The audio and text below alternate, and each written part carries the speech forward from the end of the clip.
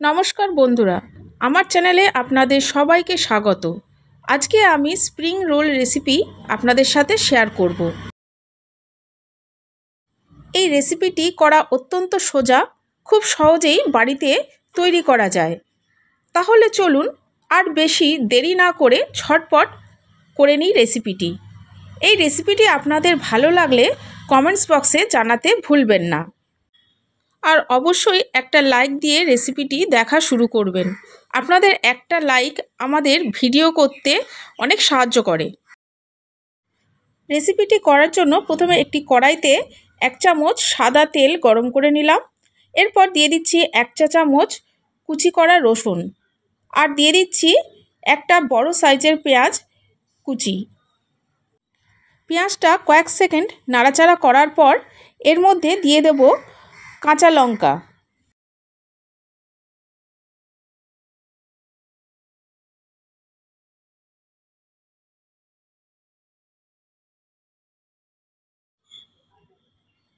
এরপর দিয়ে দিচ্ছি লম্বা করে কুচি করে কেটে রাখা গাজর। গাজরটাকেও কিছুক্ষণ নাড়াচাড়া করে নেব।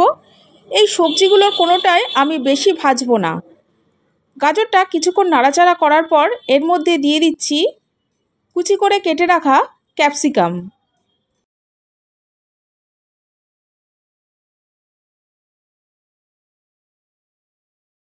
ক্যাপসিকাম দেওয়ার পরেও আমি কিছুটা নাড়াচাড়া করে নিচ্ছি।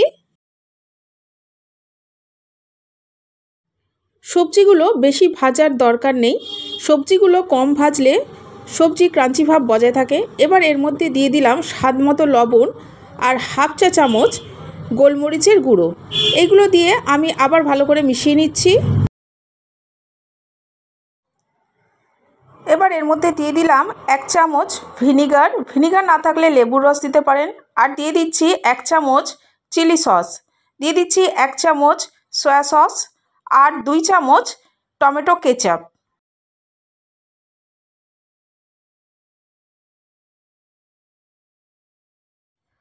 এই সসগুলো দিয়ে খুব ভালোভাবে আমি মিশিয়ে নিচ্ছি। এরপর এর মধ্যে দিয়ে দিচ্ছি আগে থেকে সেদ্ধ করে রাখা চিকেনগুলোকে আমি প্রেসার কুকারে 3-4টে সিটি দিয়ে সেদ্ধ করে রেখেছিলাম, তারপরে টুকরো টুকরো করে ছিঁড়ে নিয়েছি।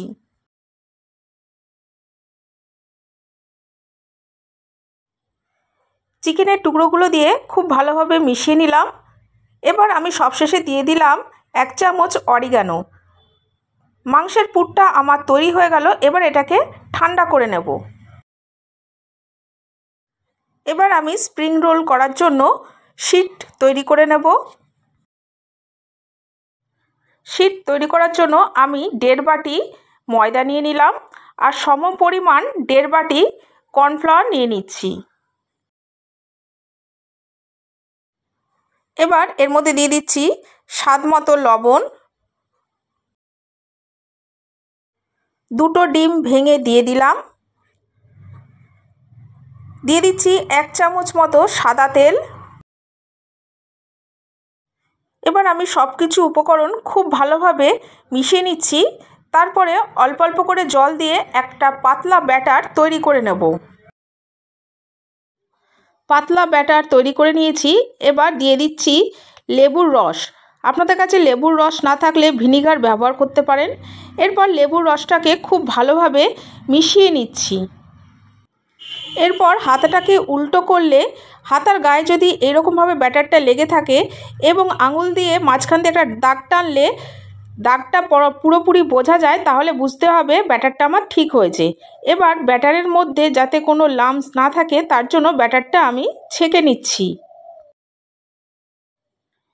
ব্যাটারটাকে আমি ছেঁকে নিয়েছি, দেখুন কত লাম্পস পড়ে আছে।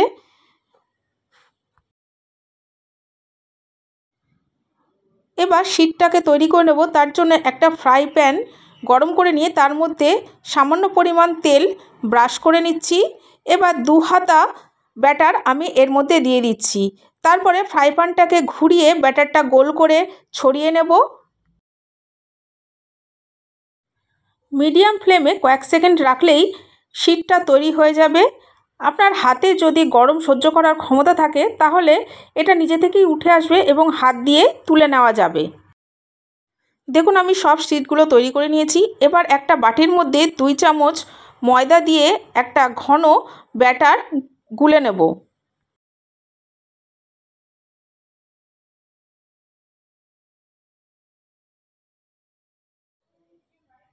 এবার আমি রোলগুলো তৈরি করে নেব। তার জন্য একটা শিটের ওপরে আমি মাংসের পুরগুলো দিয়ে দিচ্ছি। দিয়ে আমি ঠিক যেইভাবে মুড়িয়ে নিচ্ছি আপনারাও ঠিক সেইভাবেই মুড়িয়ে নেবেন। আশা করি আপনারা দেখে ভালো মতো বুঝতে পারছেন।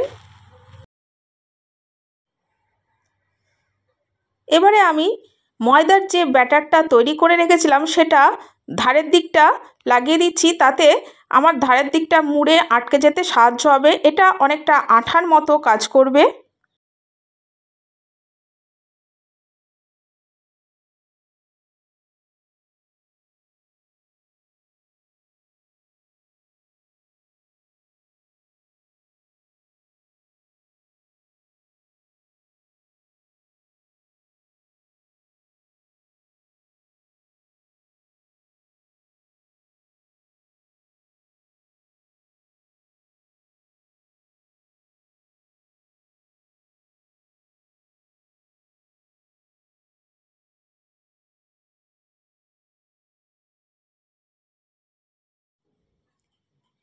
এইভাবে আমি সব রোলগুলোকেই তৈরি করে নেব।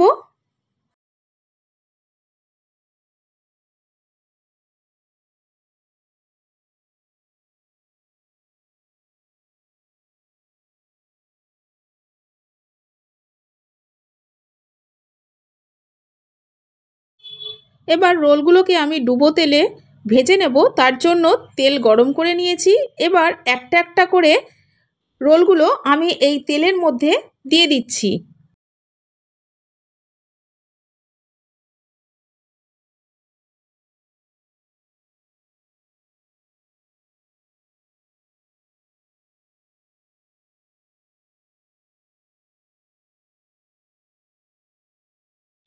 রোলগুলো আমার এক পিঠ ভাজা হয়ে গেছে।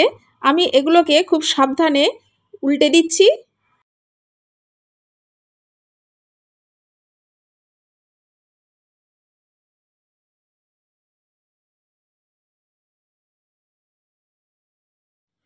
এইভাবে আমি দু পিঠ খুব ভালোভাবে ভেজে নেব। আমার দু পিঠ ভাজা হয়ে গেছে, এবার তুলে নিচ্ছি। তাহলে দেখুন কত সহজে তৈরি হয়ে গেল বাড়িতেই স্প্রিং রোল। বর্ষাকালে বাড়িতে বসে গরম গরম পরিবেশন করুন এই স্প্রিং রোল। এই রেসিপিটি আপনাদের ভালো লাগলে চ্যানেলটিকে সাবস্ক্রাইব করার অনুরোধ রইল। তাহলে বন্ধুরা আজকের মতো আসি। আবার দেখা হবে নেক্সট এপিসোডে নতুন কোনো রেসিপির সাথে।